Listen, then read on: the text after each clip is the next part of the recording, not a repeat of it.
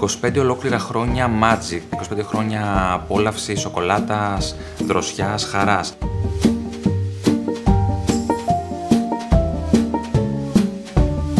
Δεν θα μπορούσα παρά να είμαι ενθουσιασμένος με την ανάθεση σε μένα, σαν Έλληνα σχεδιαστή, να δημιουργήσω ένα φόρεμα, μια δημιουργία υψηλής ραπτικής. Θα ταξιδέψει στις Κάνες για να εκπροσωπήσει την Ελλάδα για το συγκεκριμένο project.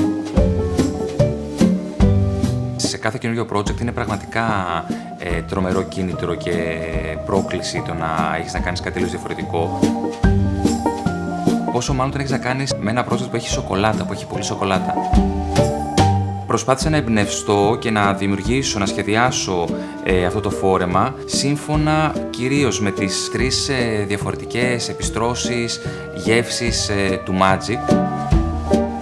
Έτσι λοιπόν έχουμε δουλέψει σε 3 διαφορετικά layers στο πάνω μέρος του φορέματος σε αποχρώσεις του καφέ και του κρέμ, τα οποία αποτελούνται από μεταξωτή ολομέταξη μουσελίνα και τα έχουμε πλυσάρει ώστε να δώσουμε και έναν λιγάκι πιο ελληνικό χαρακτήρα.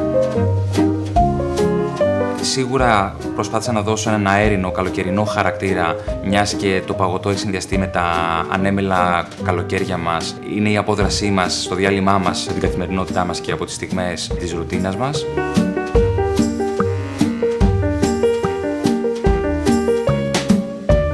25 ολόκληρα χρόνια απόλαυσης, 25 χρόνια γεμάτα σοκολάτα. Happy birthday, Magic!